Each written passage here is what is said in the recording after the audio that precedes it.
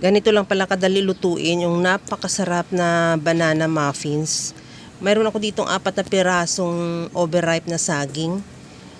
Ibalatan ko lang at imamash hanggang sa talagang kailangang durog na durog siya. Okay na tong ating saging. Maglagay na ako ng asukal, bali 1 cup na asukal. At 1/2 cup na oil, coconut oil ang gamit ko, at 1 tablespoon na kape. At ihalo lang hanggang sa matunaw lang din yung asukal. At isunod ko na yung 4 cups na all-purpose flour. Bali ginamitan ko na siya ng strainer para maiwasan na natin yung mga buo-buo sa harina.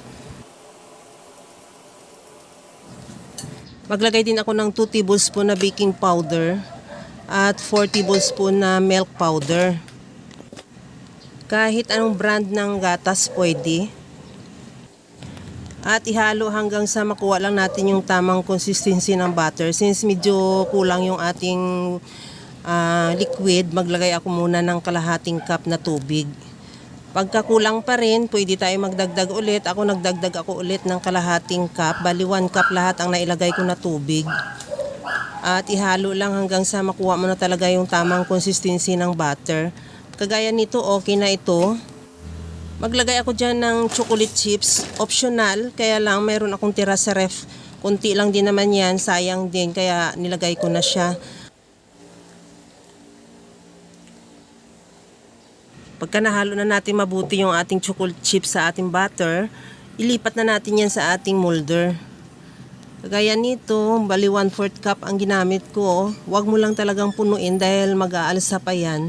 Aawa sa ating molder pagka niluto. At ituloy lang yan sa paglipat sa molder hanggang sa maubos.